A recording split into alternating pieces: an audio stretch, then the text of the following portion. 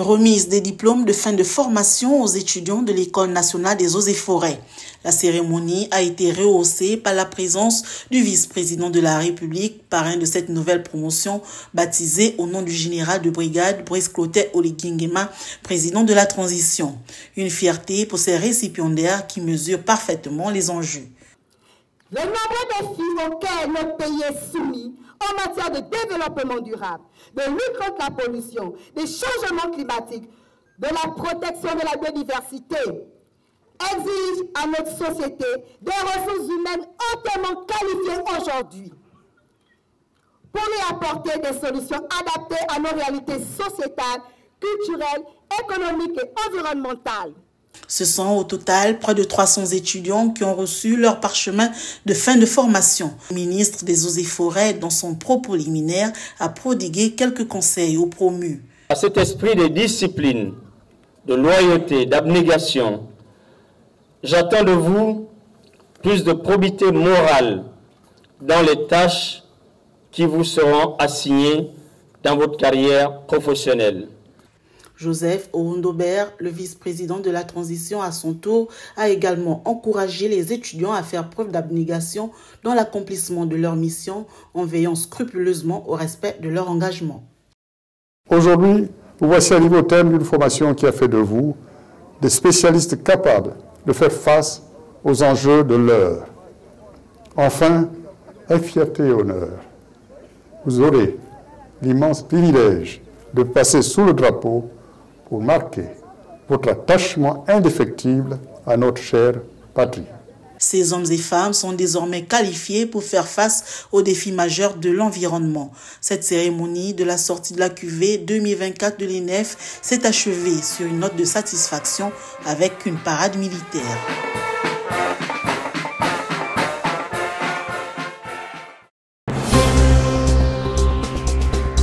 Les questions liées au fonctionnement optimal de la ferme agro-pastorale de Ndendé dans le sud du Gabon, devant accueillir environ 1 millier de bêtes, largement évoquées entre le premier ministre chef du gouvernement de la transition, Raymond Donsima, et l'expert brésilien en la matière. É magnífico.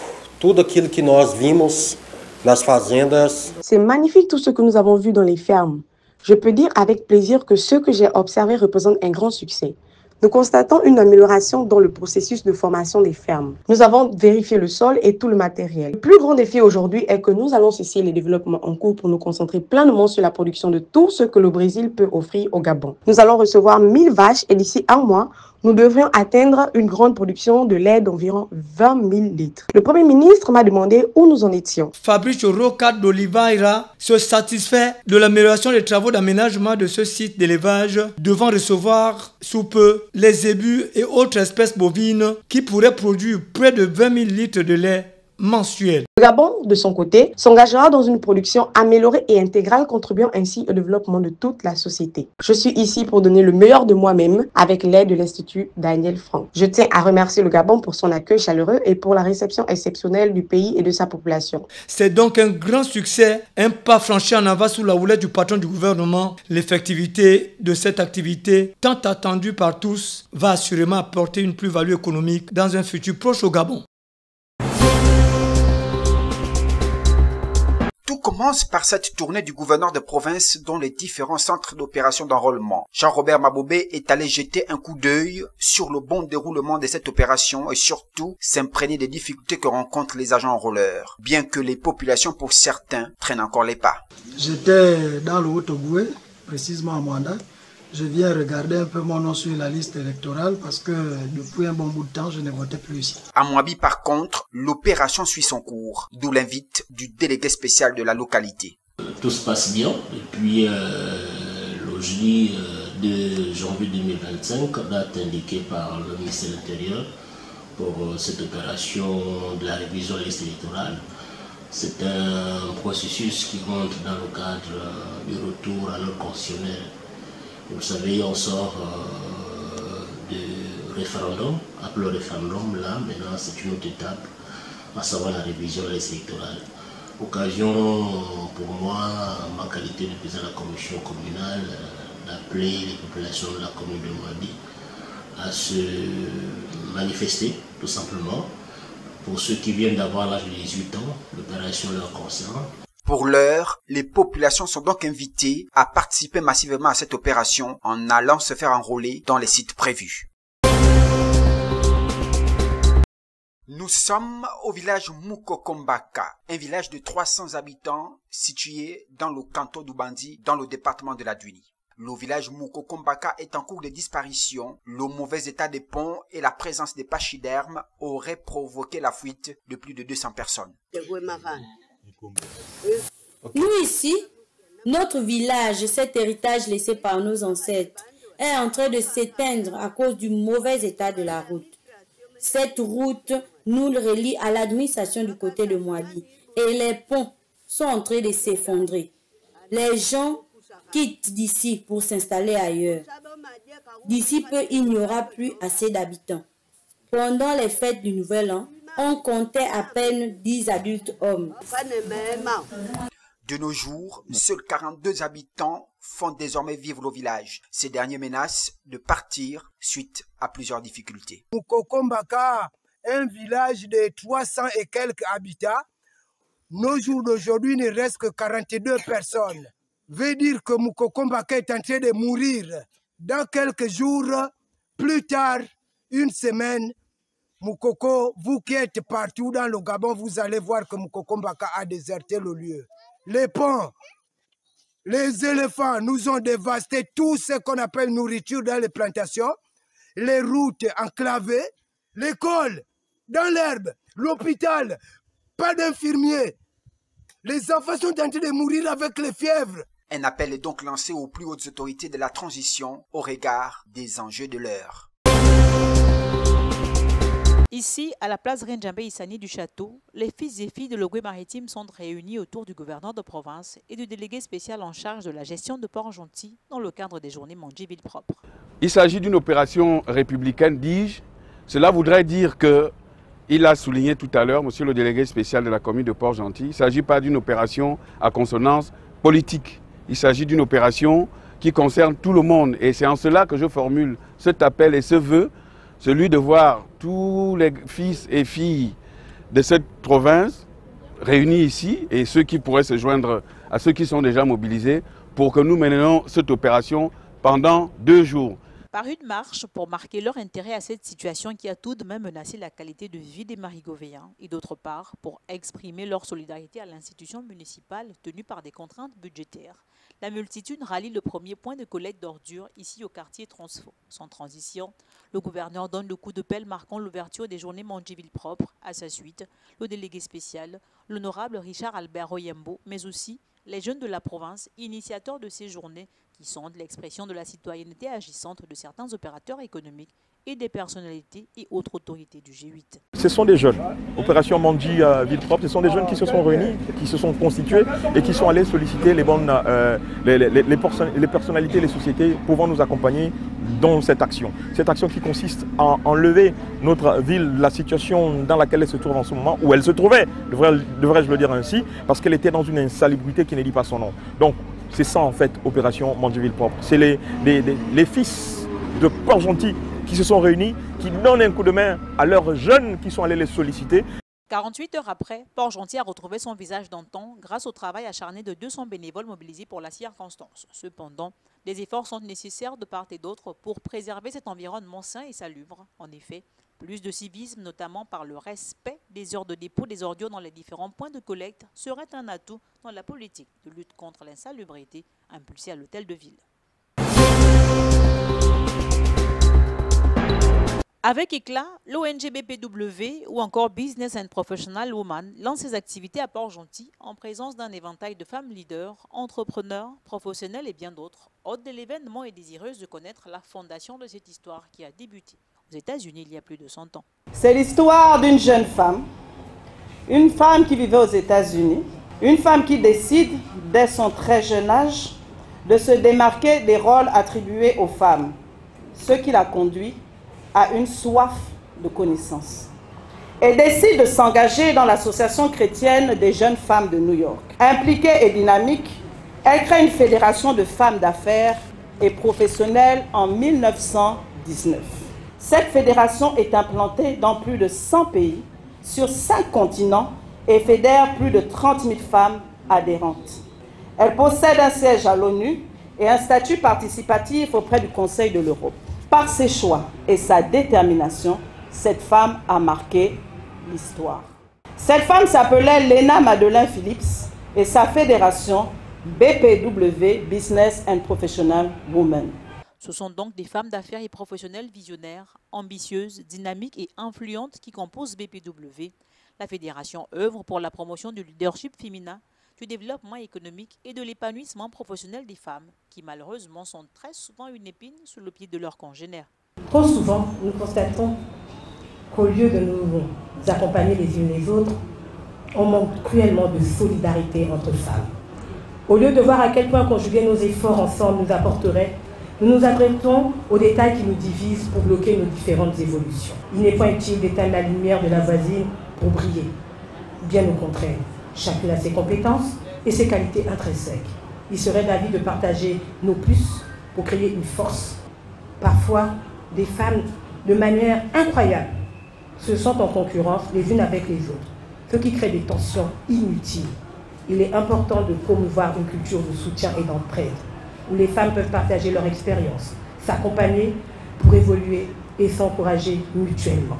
Au terme d'un exposé concis et exhaustif qui a mis en évidence la vision et les missions nobles de l'ONG onusienne, nombreuses ne se sont pas fait prier avant de rejoindre BPW Port-Gentil qui a clôturé cette sortie officielle en beauté.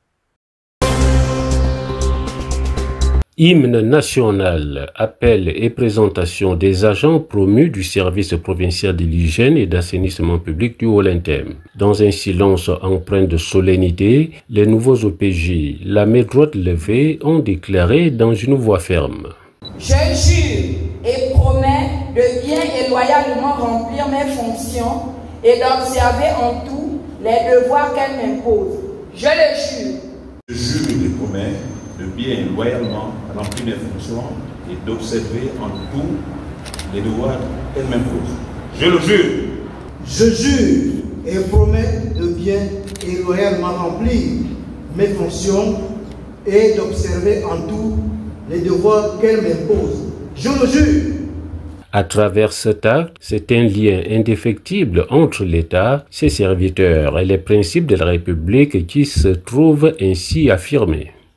Le parquet de la République, près du tribunal de première instance a créé en son sein un pôle pour réguler son fonctionnement. Et désormais, après votre prestation de serment, vous en faites partie, en votre qualité d'officier de police judiciaire. Ce qui sous-entend que toute infraction constatée ne sera pas tolérée et sera réprimée avec la plus grande force et énergie. Une observation de toutes les obligations inhérentes à votre serment vous expose à diverses sanctions en cas de parjure.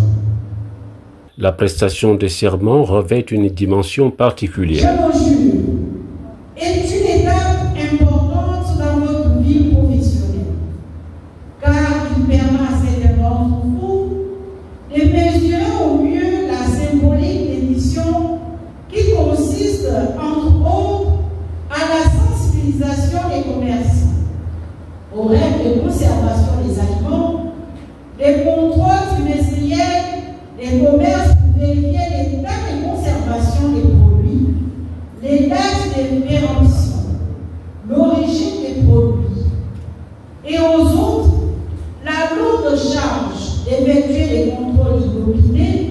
Cette obligation, c'est l'impact de confiance et d'exigence à la hauteur des responsabilités confiées à ces femmes et hommes dévoués au service public d'hygiène.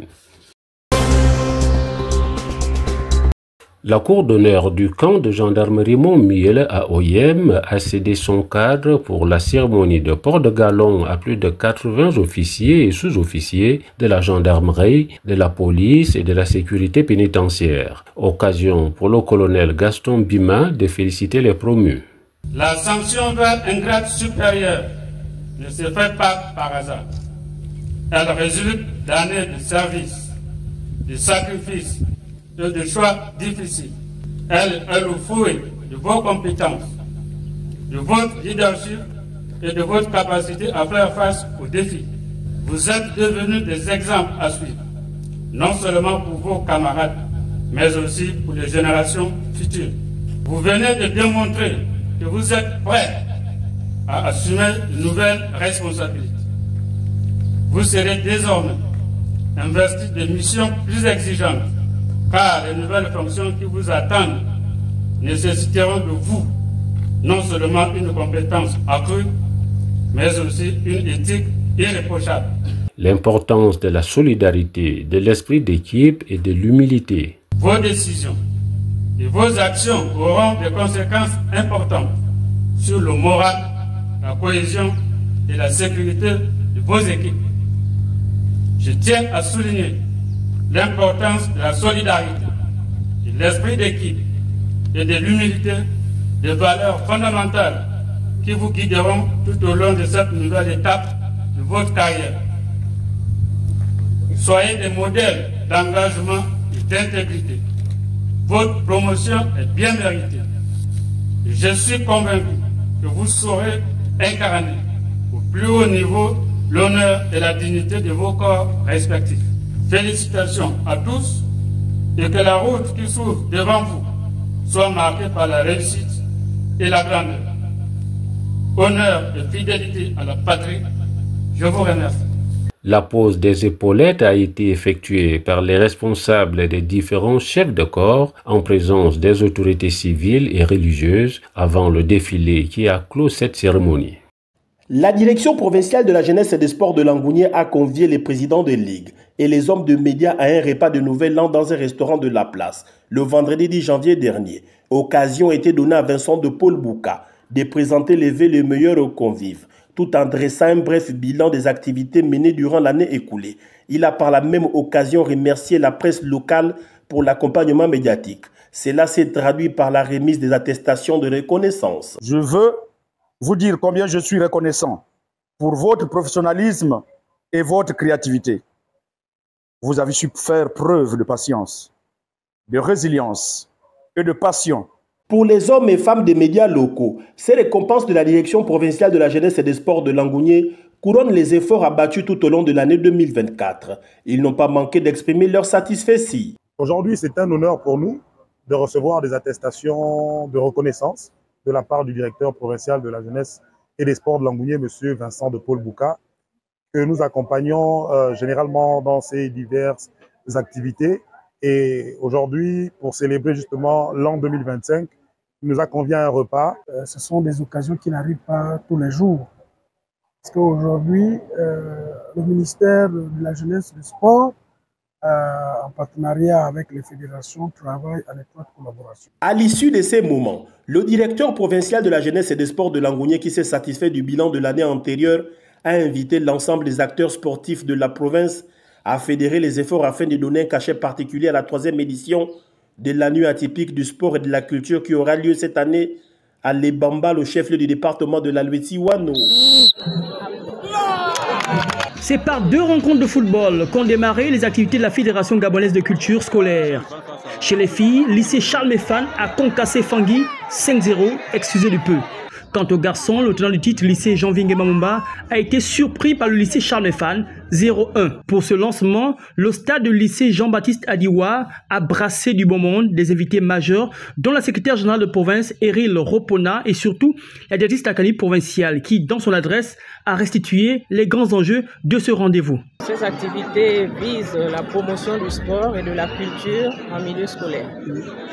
Ces activités créent également l'esprit d'équipe, de partage et de convivialité.